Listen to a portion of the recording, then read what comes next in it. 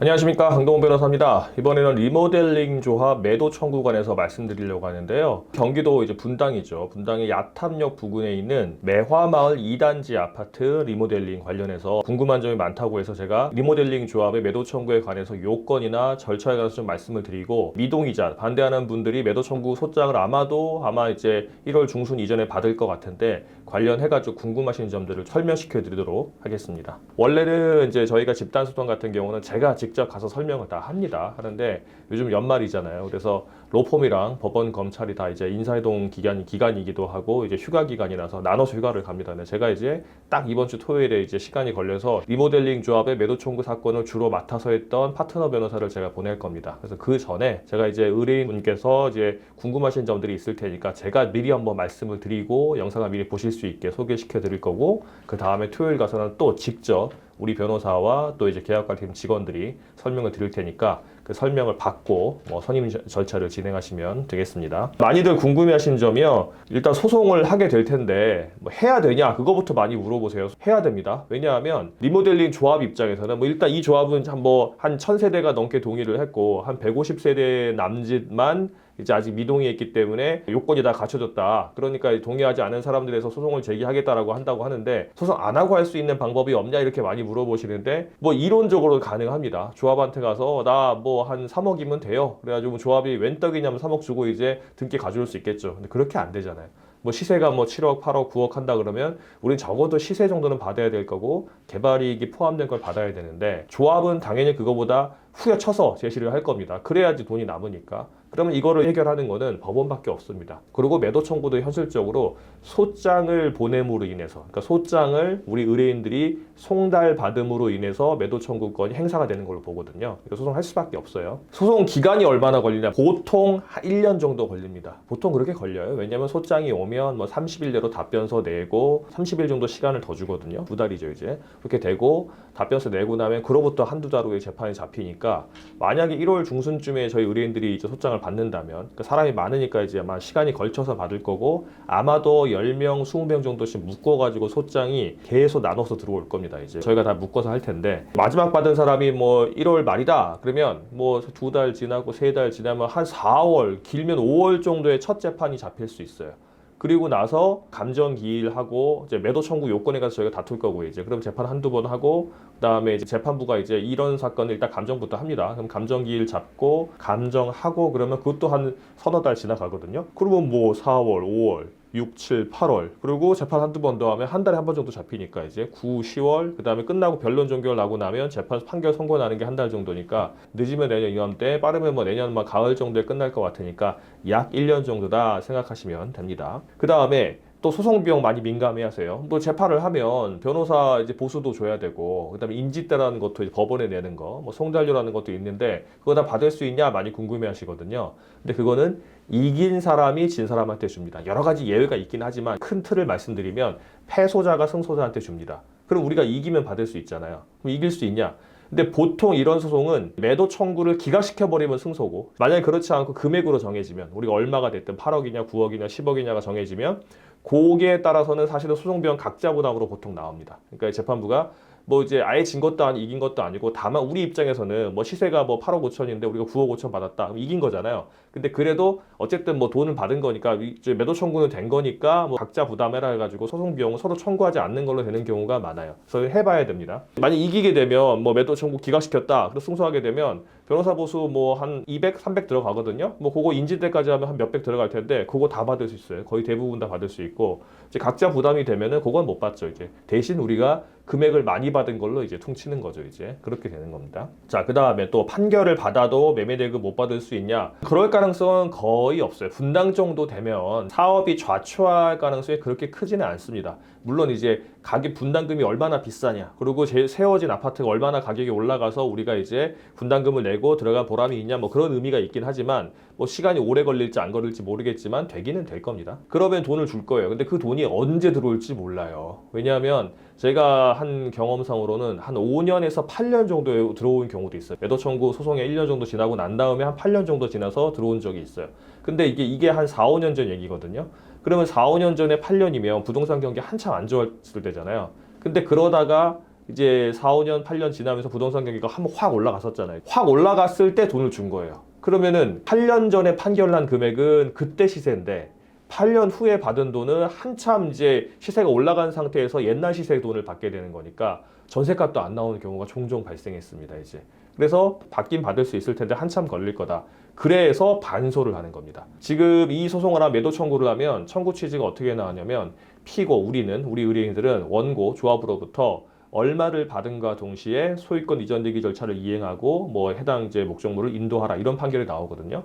근데 우리가 이제 여기서 반소를 하면 원고 이제 반소 피고죠. 이제 조합은 우리 피고 반소 원고로부터 소유권 이전 대기 절차를 이행받고 인도받은과 동시에 얼마를 지급하라 이렇게 판결이 납니다. 그리고 그 지급하라 때문에 우리가 강제 집행을 할 수 있는 거예요. 뭐 집을 비워주거나 그렇게 되면 이자를 받을 수 있으니까 그렇게 하면 이제 늦게 준다고 하더라도 우리가 이제 안전장치가 되죠. 왜냐하면 반소를 해놓고 나서 우리가 가능하면 집을 비워줄 수 있으면 이자율이 연 12%가 되거든요. 그러면은 뭐 8년 있다 준다고 하더라도 12 곱하기 8 하면 96이잖아요. 거의 100% 정도의 이제 이자가 받으니까 뭐 8년 사이에 집값이 100% 오르지는 않잖아요. 그래도 그보다 막 200%, 300% 오르고 그러지는 않으니까 거의 비슷하게 시세 비슷하게 따라갈 겁니다. 그래서 이게 안전장치를 해놓을 수 있으니까 그건 저희가 안내를 드릴 겁니다. 자, 그 다음 또 질문이 지연이자 받는 시점이 언제냐 뭐 이렇게 말하는데 일단 반소를 먼저 아셔야 돼요. 반소가 뭐냐면 반대로 한다는 얘기잖아요. 이 매도 청구는 원고인 조합이 리모델링 조합이 이동의한 사람들한테 하는 소송이 매도 청구 소송이고 이 소송 관련된 걸 해가지고 피고가 원고한테 관련된 소송을 이 소송 절차에서 하면 그걸 반소라고 합니다. 반대로 한 소송. 이거는 우리가 매매대금을 지급하라는 청구 소송을 하게 됩니다. 매매대금 청구 소송이죠. 그러면 이제 피고가 원고한테 하는 소송인데 이건 반소에서는 피고가 원고가 되니까 반소 원고라 그러고 이제 원고는 반소 피고가 되는 겁니다. 이제 사실 엎어치나 몇치나 똑같죠. 이제 그 소송이 되는 겁니다. 이제 그렇게 하는데 이 소송은 이제 아까 제가 말했죠. 우리가 등기를 넘겨주고 열쇠를 줘야지만 이자를 받을 수 있는 거예요. 왜냐하면 우리가 매매할 때 집 파는 사람이 뭐 등기 서류도 주고 열쇠까지 다 줬는데 이 사람이 잔금을 안 준다. 물론 현실적으로 잔금과 동시에 하기 때문에 잔금 안 주면 등기 서류나 열쇠 안 주겠죠. 근데 이제 어떤 사정이 있어서 먼저 줬는데 잔금을 안 준다. 그럼 어떻게 해요? 다시 등기 가져오고 그 사람한테 이제 위약금 물리고 막 이렇게 하잖아요, 이제. 근데 이거는 매도 청구라서 그렇게는 안 된단 말이죠. 그러니까 일종의 페널티를 줘가지고 이자를 받는 겁니다. 사실 안 해도 되긴 돼요. 판결 끝나고 나서 뭐 조합이 한 몇 달 있다 줄 것 같다. 그러면 그냥 기다리셔도 되고 돈 받고 나가셔도 되고 아니면 뭐 집값이 계속 떨어질 것 같다. 그러면 그냥 냅둬도 되죠. 한 2년 후에 집값이 떨어졌지만 나는 2년 전에 높은 가격으로 받겠다. 그러면 상관은 없거든요. 상관은 없는데 부동산이 올라갈 수도 있으니까 보험을 드는 거죠. 그러면 이제 반소 요건이 뭐냐면 우리는 파는 사람 입장이니까 우리 할 일을 다 해야지 상대방한테 이제 벌칙을 줄 수가 있어요. 그러니까 우리가 할 일은 등기 서류 넘겨주고 이제 열쇠 넘겨주는 거, 그 집 비워주는 겁니다. 그건 저희가 이제 만약에 하신다면 절차를 맞춰서 할 거예요. 이제 결론적으로 등기 서류 넘겨주고 이제 열쇠를 줘야지만 된다. 그때부터 이자를 받을 수 있다. 그렇게 되는데 재판하는 기간 동안 5%, 끝나고 나면 12%가 됩니다. 그런데 나는 못 비워줄 것 같아. 내가 뭐 이거 돈을 받아야지 나가지 언제 나가냐라고 하는 분들은 사셔도 아무 상관없습니다. 사셔도 됩니다. 이제 그러니까 형편이 되시는 분들이 하시면 되고 또 세입자가 있는 분들도 있을 수 있어요. 뭐 그런 분들도 반소 가능하냐 그러는데 반소 가능은 합니다. 다만 이제 세입자가 들어있는 경우에는 우리가 열쇠를 줄 수가 없을 거 아닙니까? 그러니까 세입자가 나간 이후부터 이자가 붙습니다. 조합이 빨리 돈을 줄지 모르겠지만 만약에 느리게 한참 있다 준다 그러면은 몇 년 지난 사이에 이제 세입자로 내보내고 나면 공실이 되잖아요. 이제 그러면 그때부터 이자 받을 수 있으니까 일단 반소를 해놓으면 되겠습니다. 이제 그렇게 진행하면 되고 또 질문이 반소를 할 경우 공실은 언제부터 하면 되는지 그냥 자기 형편에 맞춰서 하시면 됩니다. 그거 상관은 없어요. 저희가 이제 집단 소송하면 그 카페 같은 걸 만들어요. 네이버 카페 이런 거 해가지고 저희가 다 모셔가지고 거기서 이제 누가 이제 비우실 예정입니까? 그리고 또 어떻게 하실 겁니까? 하면 저희가 이제 다 댓글을 달아가지고 답변을 드리니까 그렇게 하시면 되고요. 이것도 많이 물어보시는 거예요. 매도 청구 대상자. 그러니까 이제 이 소송의 이제 피고가 되는 미동의자들에 대해서 조합이 많이 겁을 주죠. 이거 매도 청구로 가면 공시지가 받고 쫓겨난다. 조합이 지금까지 썼던 돈 다 사업비라는 거 하는 거예요. 비용 같은 거 다 공제시켜가지고 돈에서 빼고 줄 거다 이렇게 겁을 많이 주는데 그게 맞냐 그러는데 전혀 그렇지 않습니다. 매도 청구에서는 미동의자들은 시세, 그러니까 개발이익이 포함된 시세, 현재 주위 아파트 시세를 받을 수가 있고 그 다음에 사업비는 공제되지 않습니다. 우리는 조합원인 적이 없어요. 동일하지 않았기 때문에. 그래서 그 사람들이 이제 많이 겁주는 거니까 진짜 신경 안 써도 됩니다. 이제 매화마을 2단지 아파트 관련해가지고 이게 지금 다른 데는 뭐 다 재건축한다고 해가지고 선도지구다 뭐 분당에 뭐 한다 해가지고 이제 집값이 좀 올랐잖아요. 근데 여기는 리모델링 한다고 해가지고 가격이 이제 그만큼 따라가지 못했다고 하더라고요. 바로 옆에 있는 아파트 단지들 거의 비슷한 20평대 아파트하고 비교해서 차이가 좀 난다고 하는데 시세 평가를 하게 되면 주위 시세 비슷하게 평가가 됩니다. 그러니까 요거는 저희 변호사 잘 선정하셔가지고 진행하시면 매도 청구 기각시켜서 이제 잘 살거나 만약 기각이 안 된다, 뭐 요건을 갖췄다 그렇게 되면은 최대한 금액을 많이 받아서 갈 수 있으니까 이런 부분 제가 설명드린 부분 참고하시고 하시면 되겠습니다.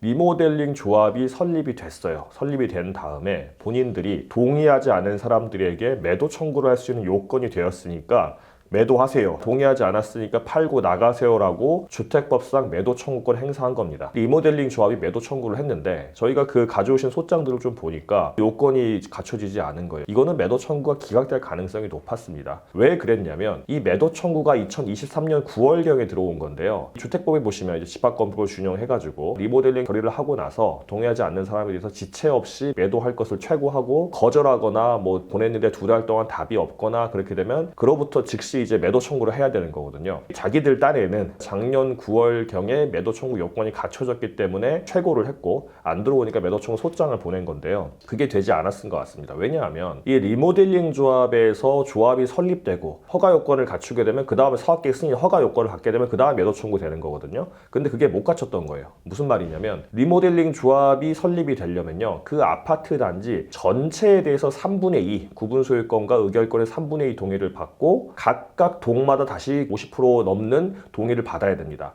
그런데 이 조합은요 보니까 전체의 3분의 2 동의, 각 동별로 과반수 동의는 받은 것 같은데 리모델링 허가 요건, 주택법 시행에 나와 있는 허가 요건을 못 갖췄어요. 그러니까 허가 요건은 좀 더 가중됩니다. 그러니까 각 동별로는 과반수는 변함이 없지만 전체에 대해서 3분의 2가 아니고 75%, 4분의 3이 동의를 해야지만 리모델링 허가가 나는 거예요. 리모델링 결의를 해서 조합 설립까지는 3분의 2 과반수지만 리모델링 허가를 받을 때는 75%가 과반수입니다. 그런데 이 75%가 되지도 않았어요. 보니까 73점 몇 프로 됐었는데 중간에 저희 의뢰인께서 막 정리했다가 철회하고 이래가지고 그 철회한 거를 마치 동의한 것처럼 해가지고 아슬아슬하게 맞춘 겁니다. 그게 안 됐어요. 그래서 저희가 이거는 재판을 가서 기각시켜달라.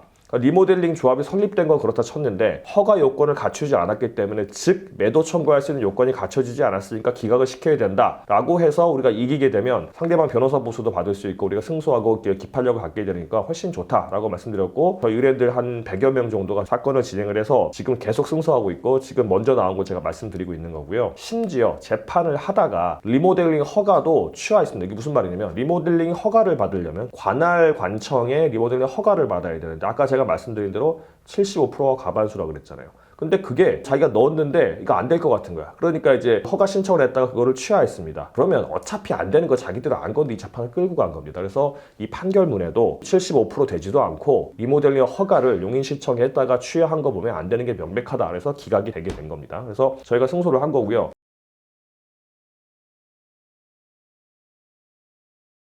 용인 수지 동부아파트 리모델링 사업 조합의 매도 청구 사건인데 리모델링 조합은 주택법상으로 일반적으로 아파트 구분 소유자의 75% 동의를 받으면 리모델링을 진행할 수 있습니다. 뭐 조합도 설립하고 그다음 리모델링 허가도 할 수 있고요. 용인 수지 동부아파트 직접 가가지고 한 30-40명 정도 모셔가지고 이제 거기 경로당에서 제가 설명을 했었거든요. 근데 이제 고민도 많으시고 뭐 처분금지 가처분 들어오면 어떡하냐, 난 대출이 있는데 이러면 뭐 불리한 거 아니냐 많이들 걱정하시더라고요. 많이들 걱정하시는 걸 몇 가지 제가 소개를 시켜드리려고 하는데요. 매도 청구 소송 제기 시에 협상 금액을 미리 제시해야 되는 거 아니냐. 그러니까 얼마 준다고 말하지도 않고 바로 매도 청구가 들어왔는데 그러면 매도 청구 안 되는 거 아니냐고 했는데 그건 아니에요. 협상 금액을 미리 제시하라는 그러는 건 없습니다. 75% 되고 나면은 60일 동안 이제 최고를 할 수 있고 한번 우리 조합 들어올지 기회를 줄게요 물어보게 돼 있고 거절하거나 아니면 60일 내로 답변이 없으면 그 다음에 바로 매도 청구할 수 있는 거거든요. 그것만 있는 거라서 협상 금액 제시하는 거는 요건이 없기 때문에 그건 크게 쟁점이 되지 않는다고 제가 말씀드렸었고 이 아파트에 주택연금 해가지고 대출도 받고 또 그게 일반 대출도 있는데 이럴 때 불이익이 있는 거 아니냐 많이 물어보셨거든요. 결론적으로 전혀 상관없습니다.